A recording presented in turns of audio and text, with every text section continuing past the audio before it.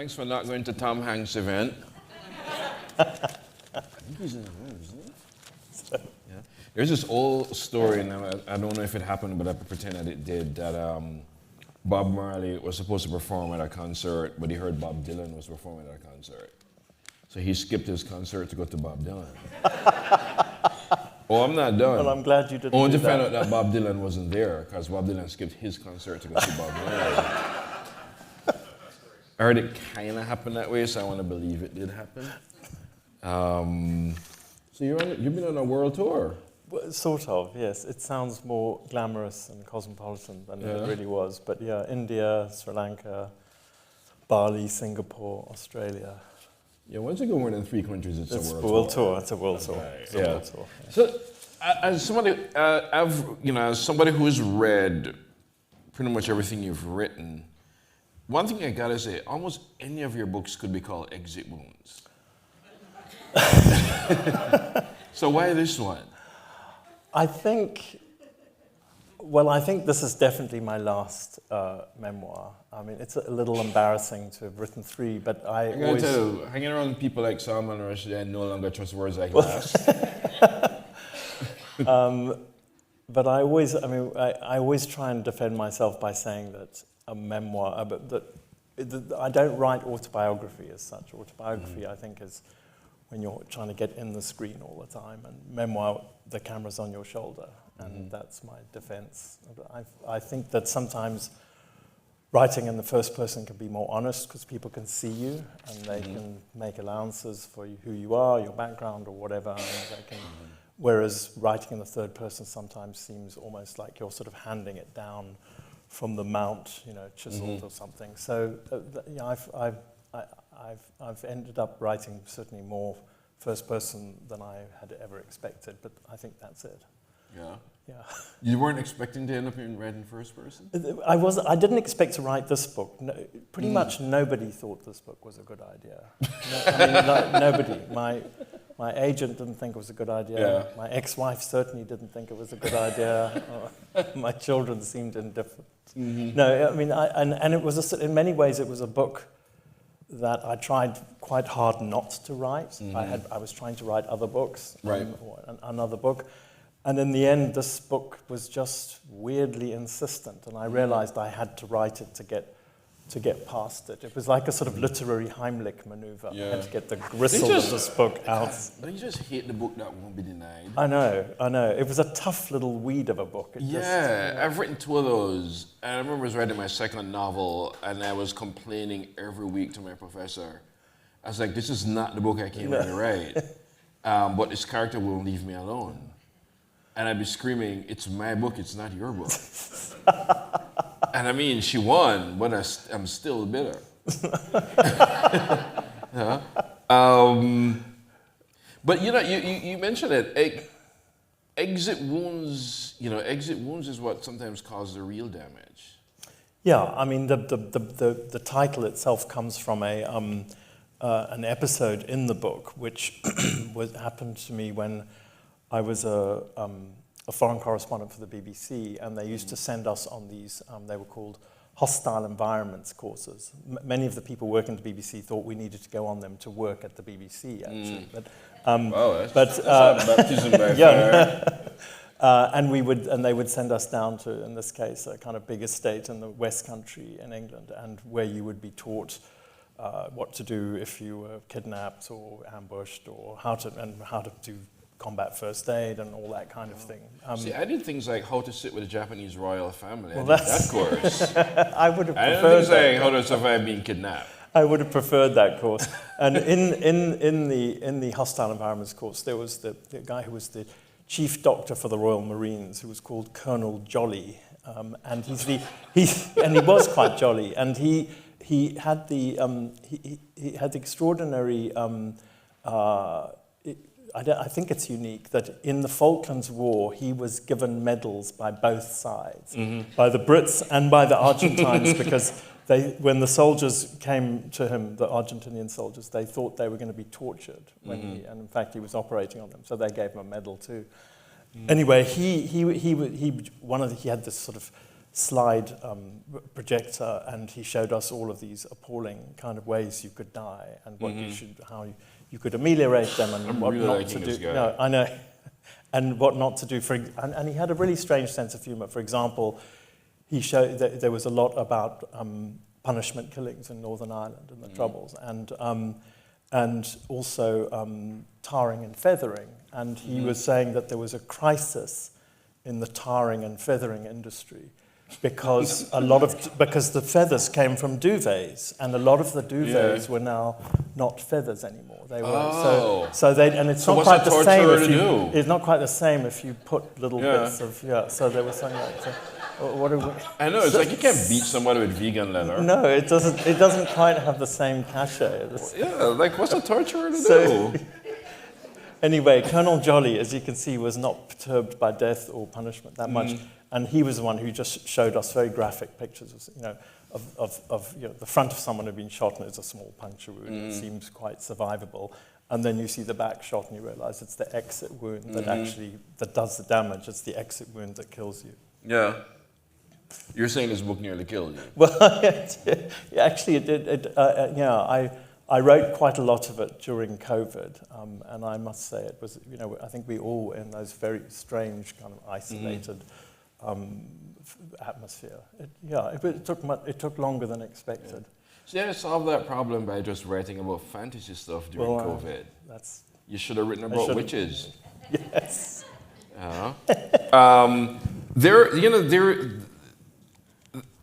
Not that I'm overdwelling on the exit wound theme, but there is loss here, and there's the managing of loss, and there's war, and divorce, and things, things are coming apart, and centers are not holding. Is writing this sort of, it's called exit wounds, but is writing, and I'm going to ask this question because I have to, is writing a process of healing? It's a difficult question. I mean, I think, I never think that writing as therapy is a good idea. I don't think it works because I think you can actually end up italicizing memories that aren't necessarily the particularly healthy ones to dwell on. Right. But I do think there is a catharsis involved. It certainly was cathartic, and it went through a number of drafts and changed, and a lot of excisions, a lot of. But I think the whole process, by the end of it, I think that it was helpful. But then again, it's possible that it was just the passage of time that was also helpful. I think that what I did realize, and I mean, I've written about it in the book, is that. The book it has a very strange structure.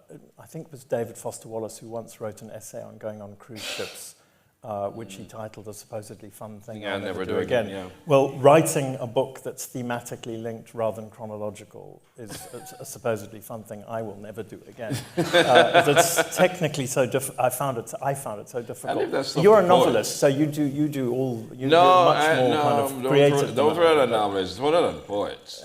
Yeah. They do that. Yeah. So in this case, there's a sort of there is a chronological spine or curtain rail across the top of the book, which is the last year of my mother's death. I mean, essentially the book covers that year, but it's my sort of, as the Queen of England would say, my annus horribilis. And all the pillars of my existence kind of wobbled at the same time. My mother died.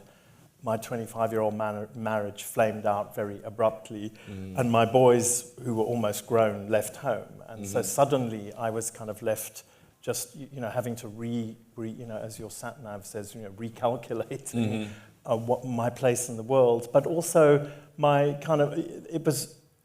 also suddenly realized that to some extent my hinterland had been my family, and I suddenly realized that I was an immigrant.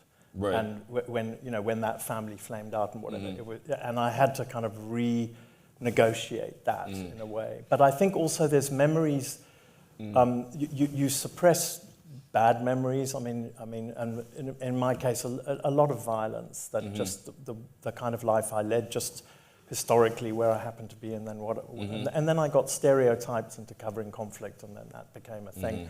is that you sort of, you can't, people talk about processing. There's a lot of stuff you can't really process. Yeah. I mean, it's just unprocessable. So you put it in a kind of, you put it in a cellar and you you close the trapdoor and you just leave it down there. And then as you get older, a strange thing happens that I've found, which is that it turns out that trapdoor is spring-loaded and it starts to try and open. Right. And you have to use more and more energy to keep the bloody thing closed.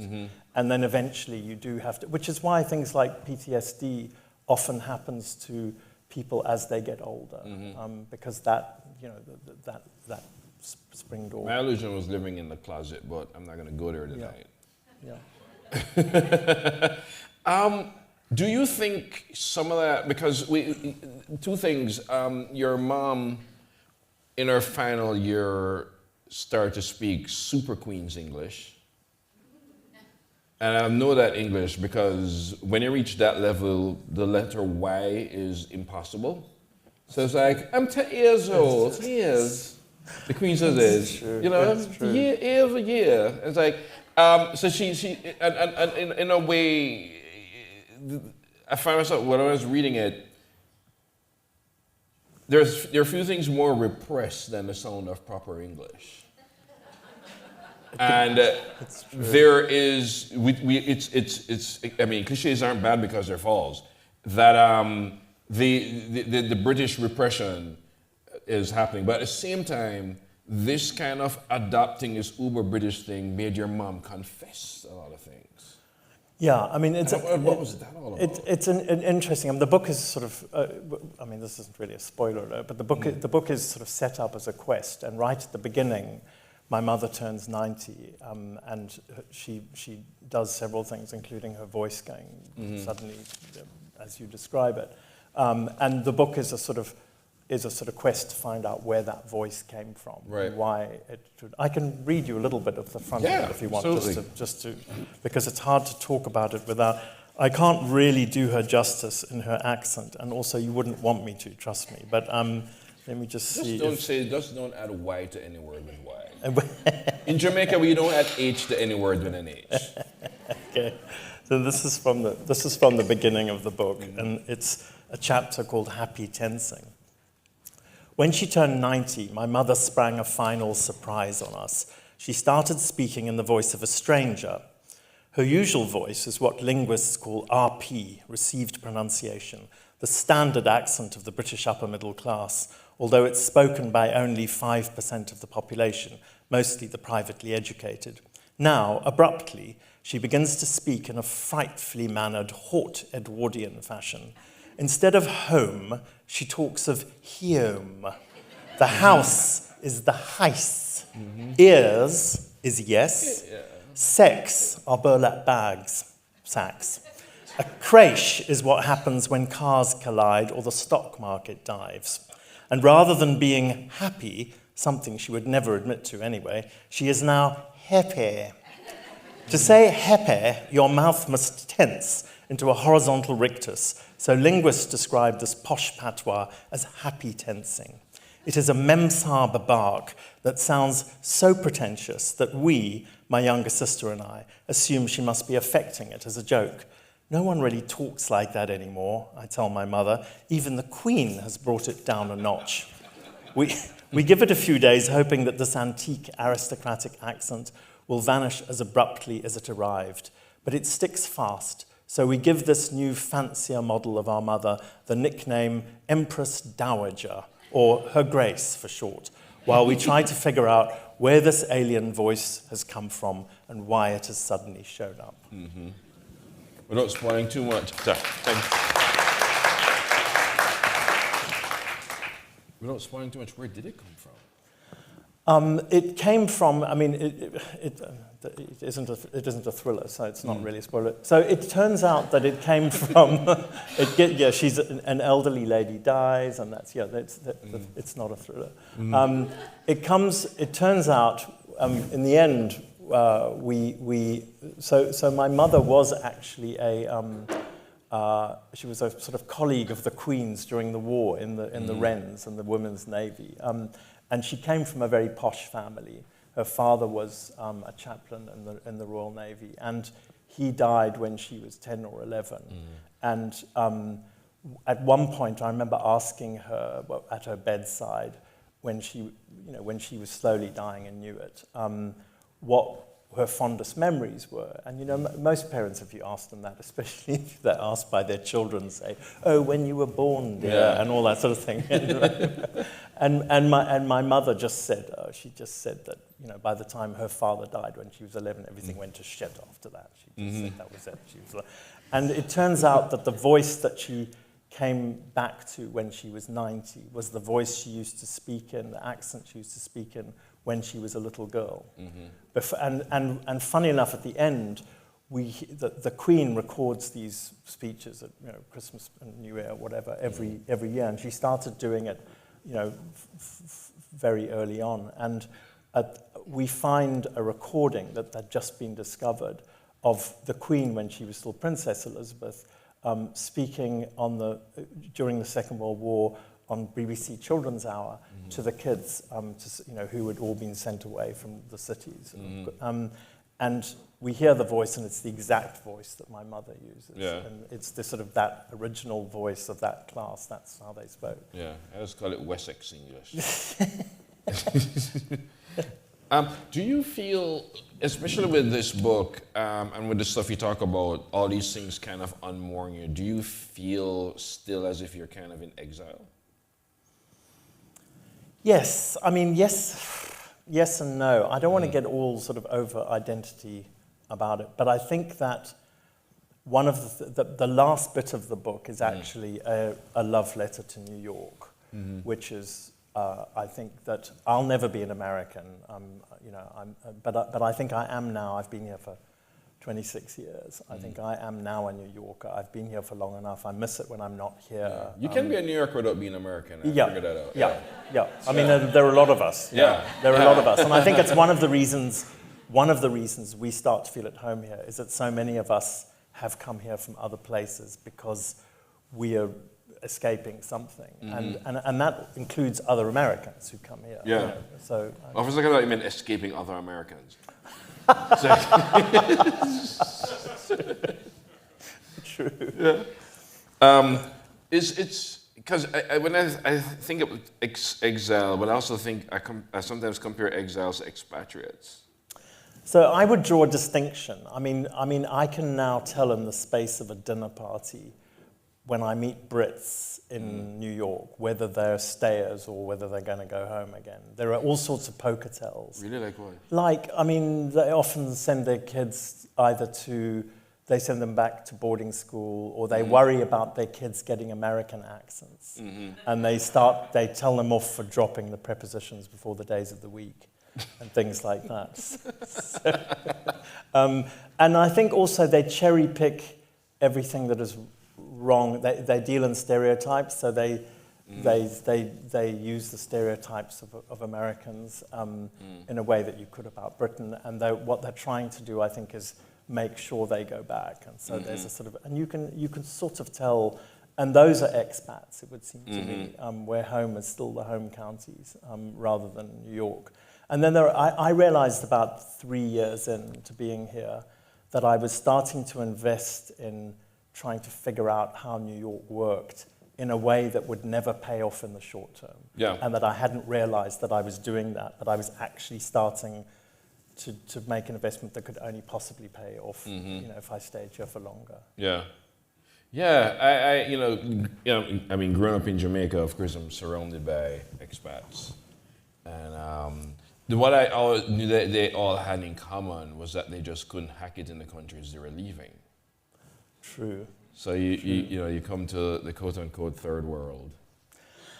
Yeah, I mean, I think for me there was also I think why you leave where you've left affects what you then become. So I couldn't stay in Zimbabwe ultimately. Right. And I think if you've been sort of, if you've had to leave, if it's involuntary, there's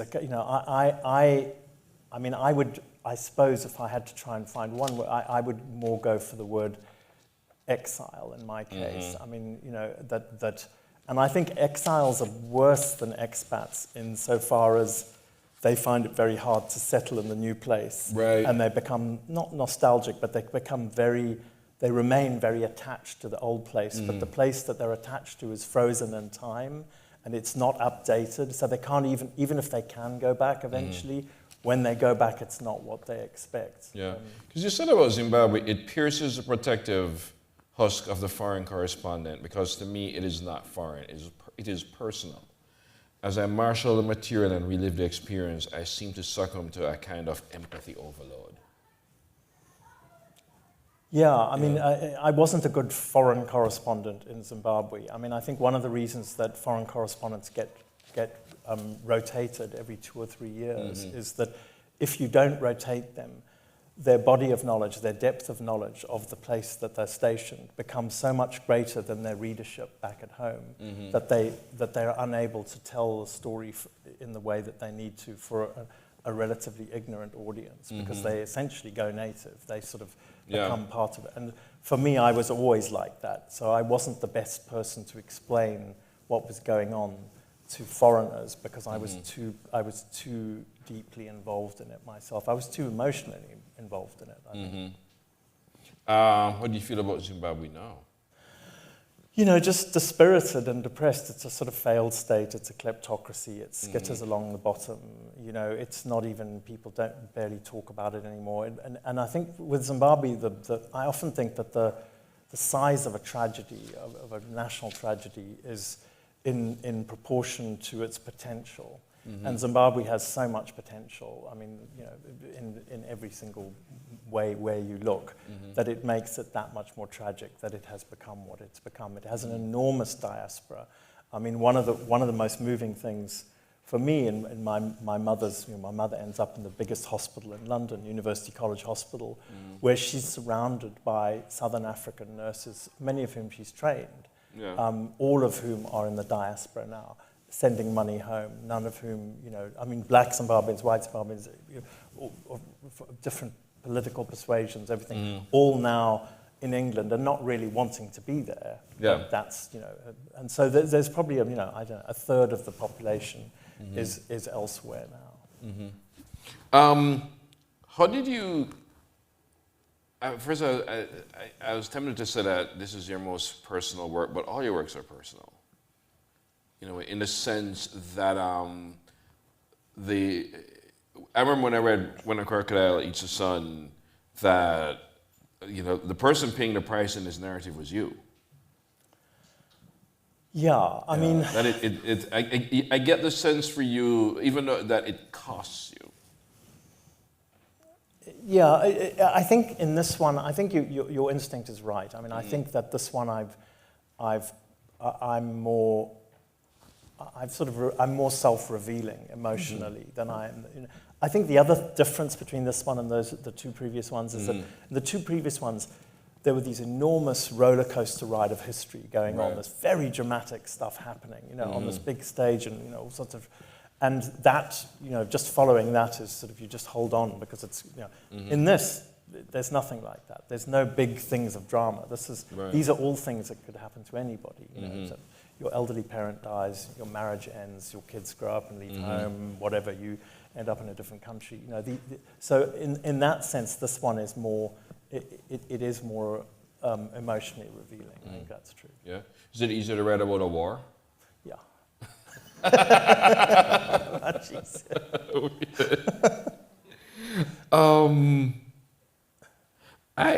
I do want to go back to that thing about empathy overload. Like, how does that happen, and what do you do when you're faced with it?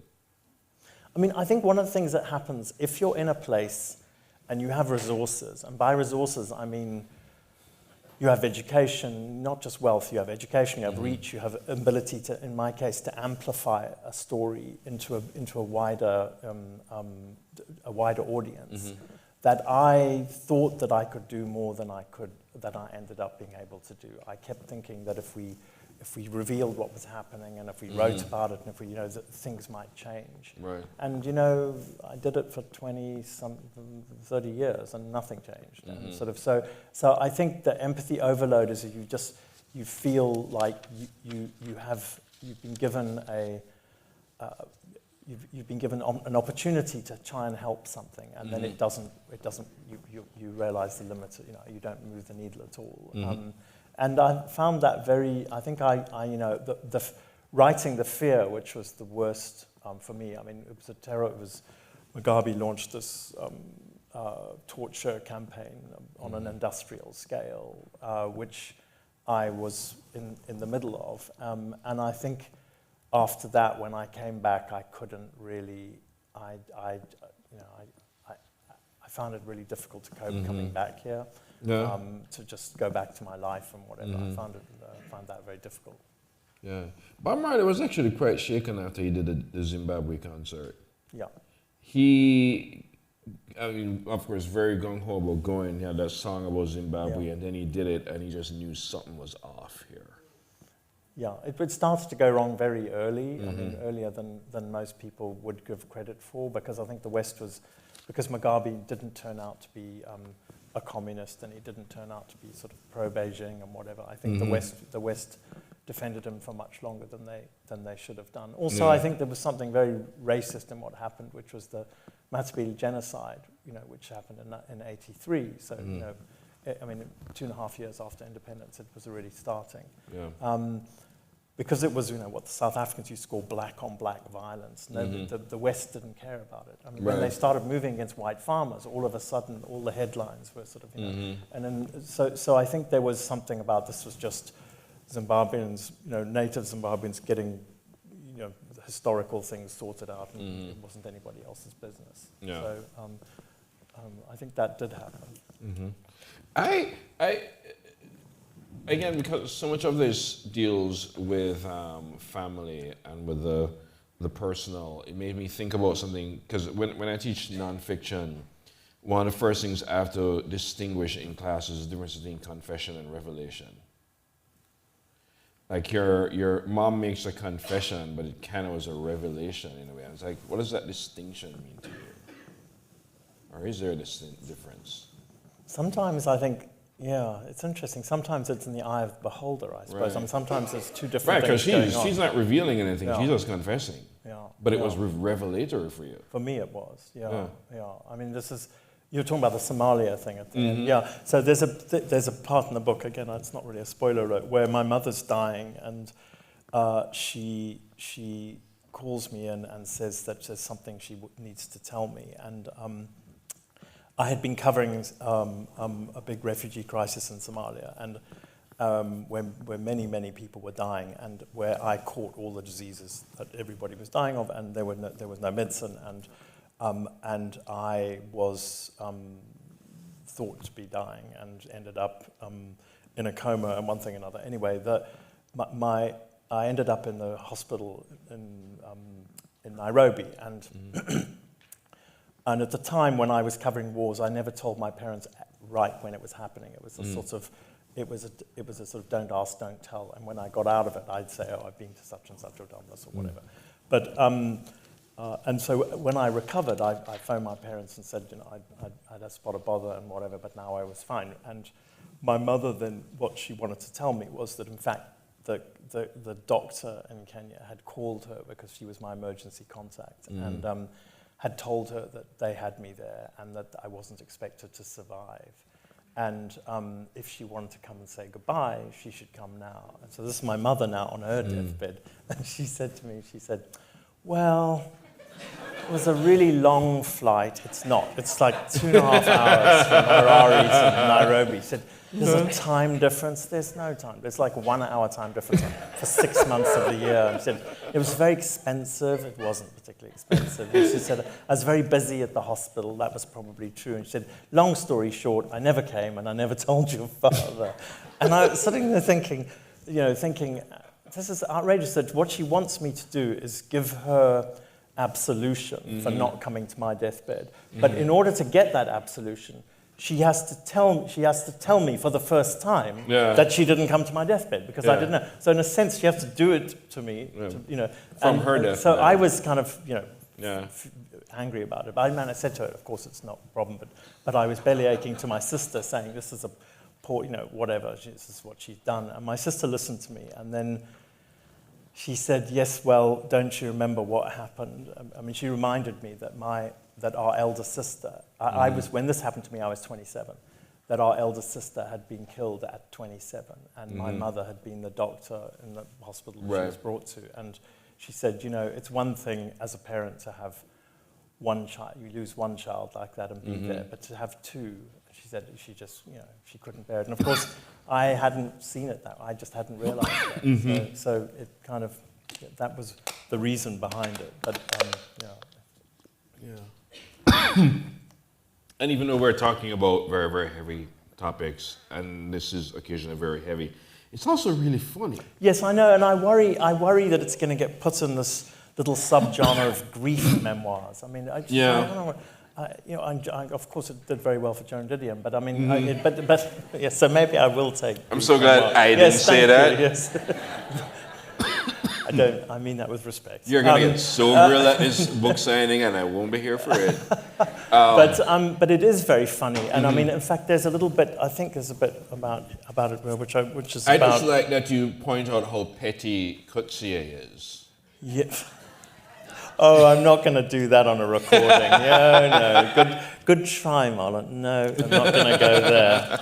There is a little. You'll have to read it. You'll have to read the book. There's an anecdote about me and the Nobel Prize-winning J.M. Coetzee, but I will let you read it. This is just a little bit about, basically, a very short bit about how, you know, we and many families, I think, end up using humor as a way to sort of beat off life.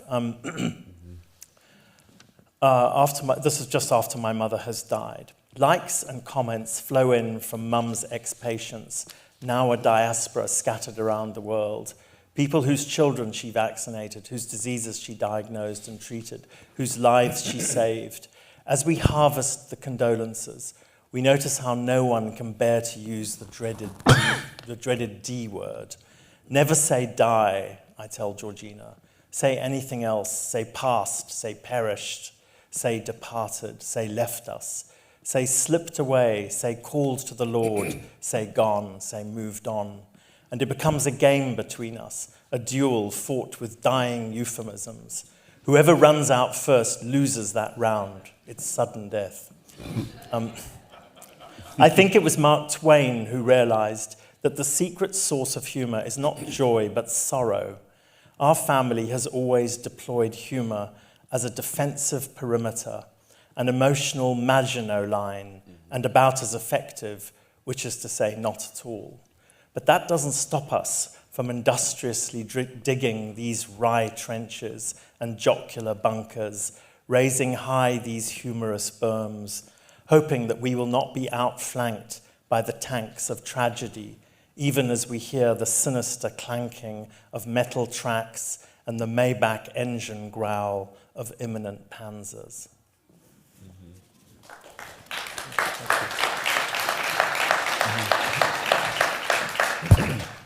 Speaking of funny and strange things, what is your deal with alliteration? So you know, this is the thing. So there's a running gag through the book about alliteration, and you know, which I use in the book, but also which my mother, who's one of the things that happens to her is that from the very beginning is she loses. In real life, she was very, very conflict averse and diplomatic and very kind of. And when her voice changes, two other things happen at the same time. One is that she loses all her filters, and she becomes like a giant toddler, and she just blurts out whatever comes through her head. And often it's quite splenetic and quite sort of hurtful, especially towards me for some reason. Go figure. And then the third thing that happens is that for no good medical reason, she takes to her bed as though she's prematurely lying in state. And she buys one of these big hydraulic hospital beds, which has this, and every time you go into her room, she presses the control and raises this thing high and brings it up so she can peer down at you in Solomonic judgment, you see, in this sort of Queen's haunted Edwardian accent. So she was a very strange. Towards the end, it was very, very strange. That did not answer that question at all. I'm sorry. What was the question again? About what's your deal with alliteration? Sorry, one of the things, thank you for reminding me, bringing me back on the, one of the things that she started to criticize me for, on one occasion, she said, oh, you alliterate a lot, don't you? And I said, oh, well. And so she said to me, oh, it's poor man's poetry. And I went, oh, okay. And so after that... Which is kind of alliteration itself. Of course. But, yeah. No, that's what, and which I pointed out. I said, by the way, that's an alliteration, poor man's poetry. But anyway, so then after that, as a running gag in the book, I always alliterate to my mother, at which point, and one critic went, hey, he's always littering. So it's the joke in the book. Yeah. It's a gag. I mean, there is pristine poop port. Exactly. There's a lot of it, but not too much. I was like, what? Okay, I know there's supposed to be a clock around here somewhere, and I have no memory. There isn't a clock. We were told there was a clock. So we're just flying blind here. Yeah, we have no idea what the time is. What is it? 8:18. I have no idea what that means. I'm just going to keep asking you questions. Yeah, well, I'm sure so what is that? That shepherd's crook will come and pull one of us off. No, they'll just come up with the questions from the audience. Talk to me about, you talk about this in the book, control schizophrenia. And how do you find it useful? Or maybe you don't anymore. So that really goes back to that sort of spring-loaded trapdoor. I mean, that there's a way in which I found that it's about also not being able to process everything. Is this the clock? Yeah, technically. An analog clock. It's that I think in the end I found myself really creating sort of two different characters. That I was who I was when I was working, but you can't bring it home. And you can't even talk about it because, and you certainly can't talk to your kids about it, but you can't really talk to them. What are you going to say and what are they going to say? It doesn't, there's sort of nowhere you can go with it. You can't process it. So I ended up just having sort of two different things. And I think that foreign correspondence, I mean, they're better now, but when I was in the midst of it, therapy wasn't something we did. And you didn't complain. There was a kind of omerta.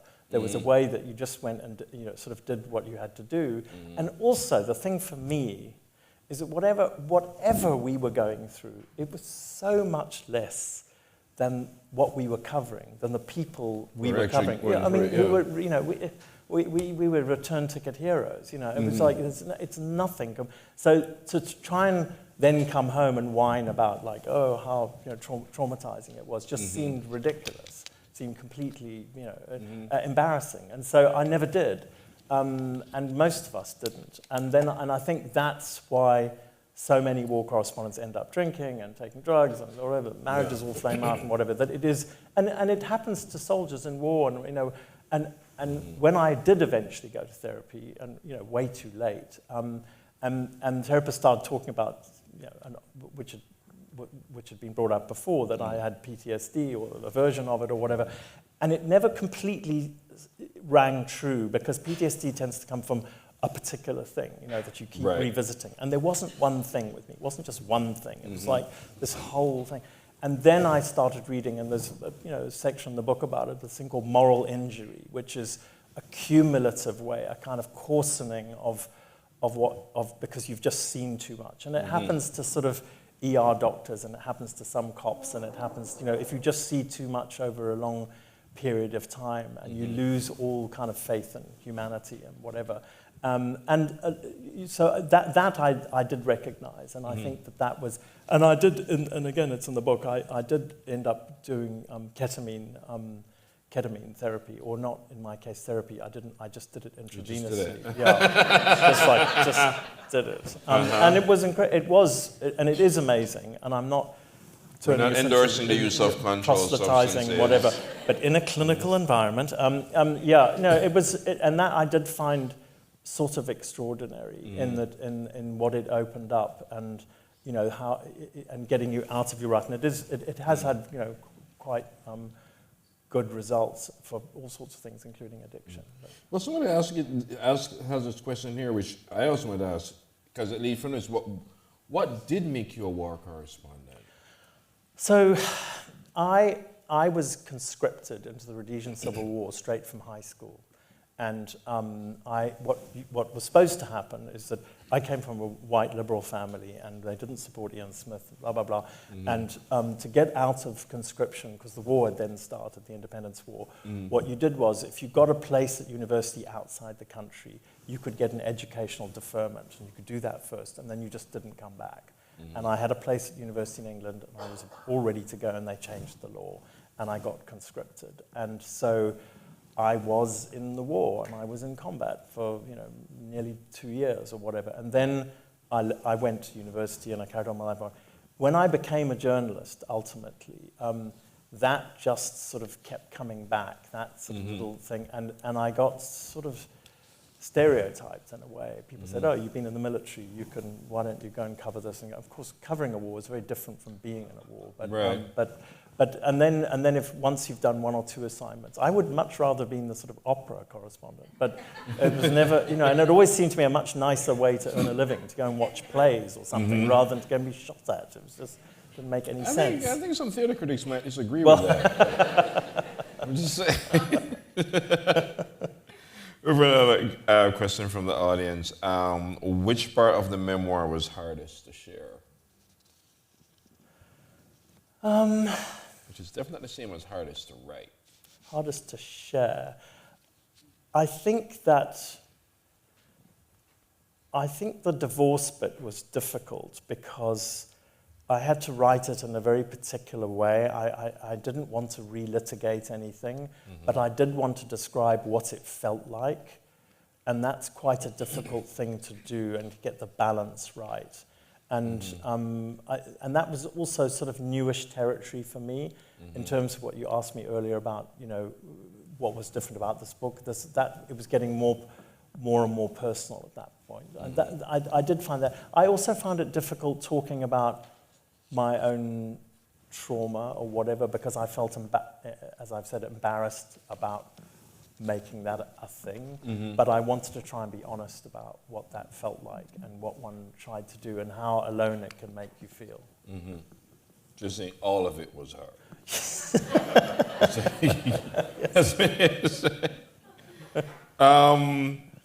Okay, this is definitely the writers in the audience. How do you approach revisions for a memoir?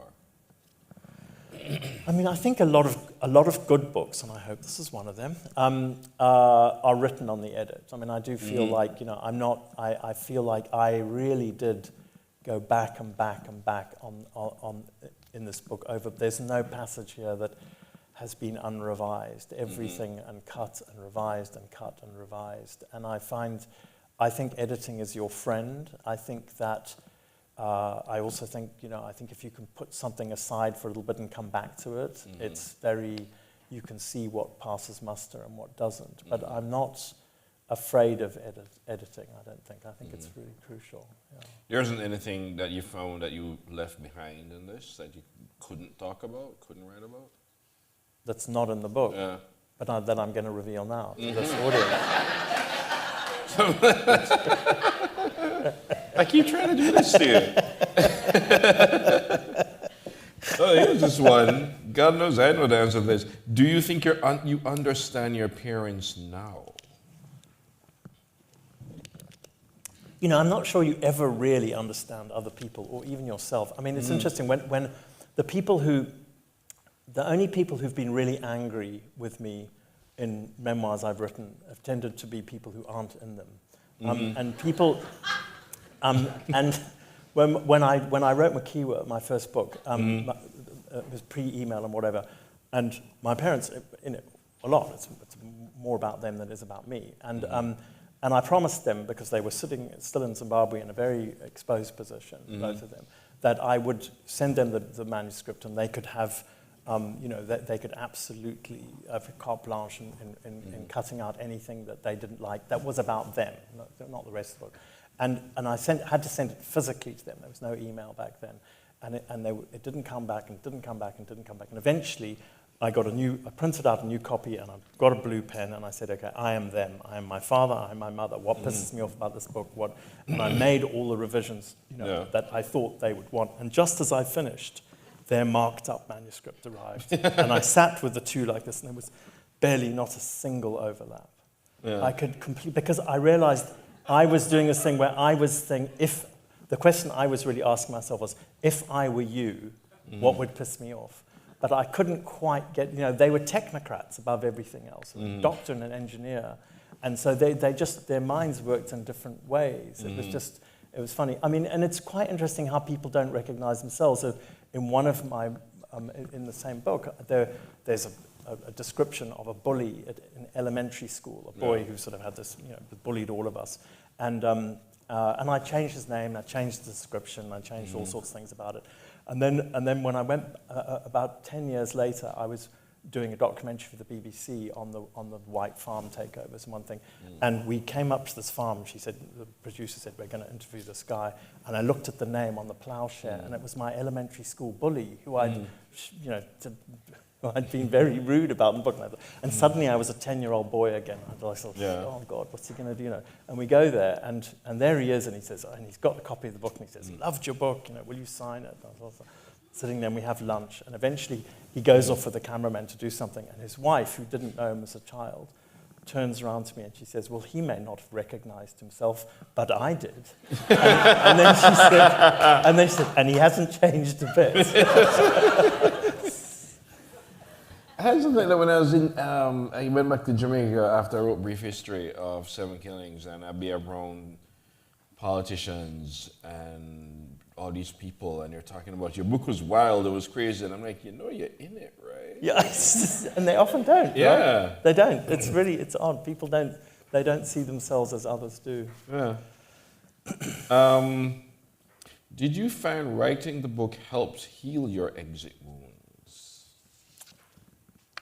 Yeah, I mean, I think that, again, I think that, yes, probably yes, but it's possible time would have helped anyway.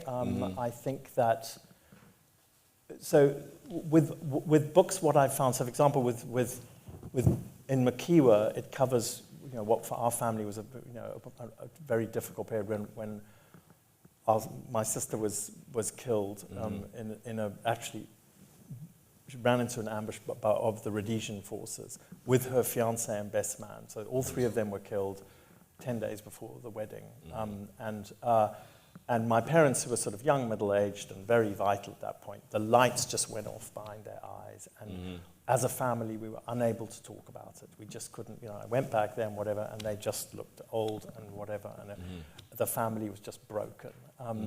And it was like that for some years. And then I started writing Makiwa, and I didn't even realize this till afterwards, but somehow writing the book, this artifact, this thing, I could ask them questions because I wasn't just asking them like, how do you feel? I was saying, for the book, this, and this. And somehow by triangulating it like that, we found a way through to talk about stuff. It seemed we were able to do that. And When a Crocodile Eats the Sun, which started off as a story about my parents who were then quite elderly and refused to leave Zimbabwe even as it was a failed state and the Zimbabwe dollar was halving in value every 24 hours and they had absolutely nothing left. And in the middle of that, my father had a heart attack.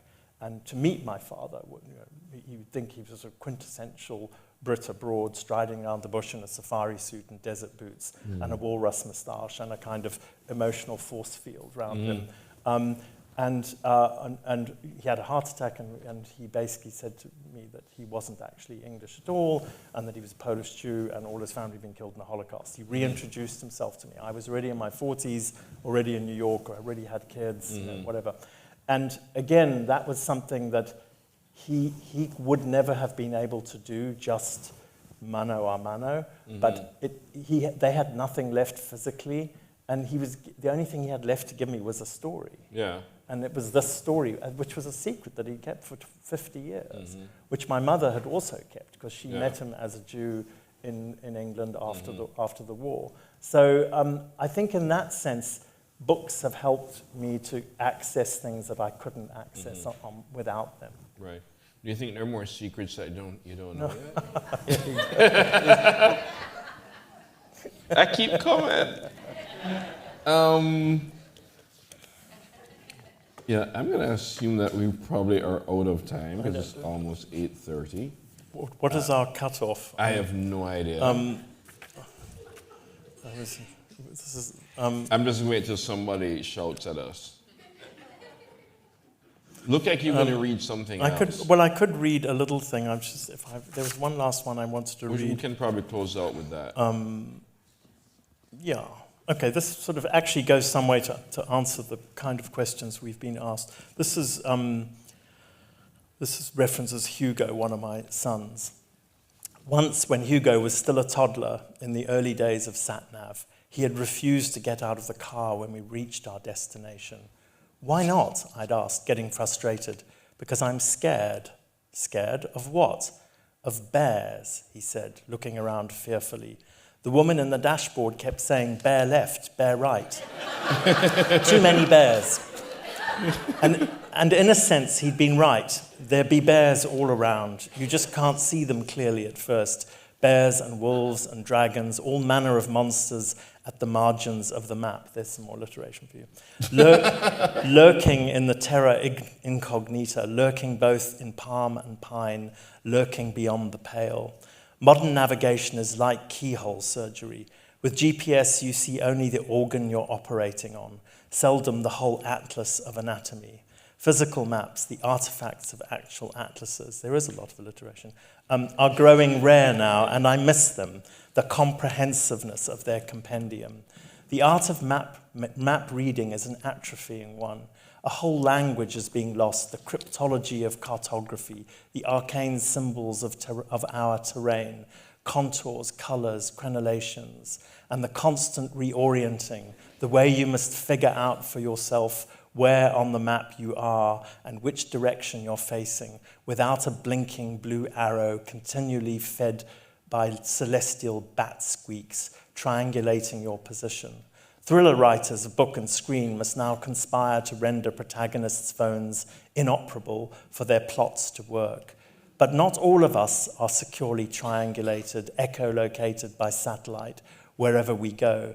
Not all of us are fed the shortest route, the obstacles ahead, the car crashes and roadkill, breakdowns on the hard shoulder, police speed traps. Oh, were it so in real life.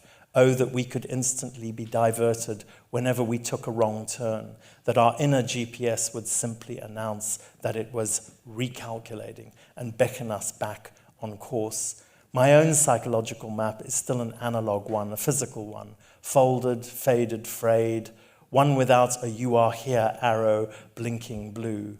On an analog map, if you cannot locate yourself precisely, then you are already lost, even if you know your destination, and I don't.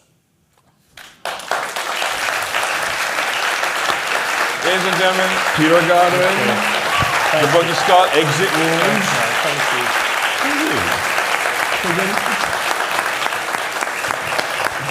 Thank you, Peter. Thank you, Marlon. That was amazing. Thank you.